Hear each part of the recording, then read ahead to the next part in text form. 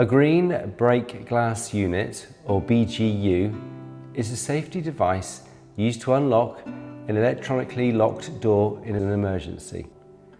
When pressed, it cuts power to the lock, allowing the door to open if the lock is fail-safe.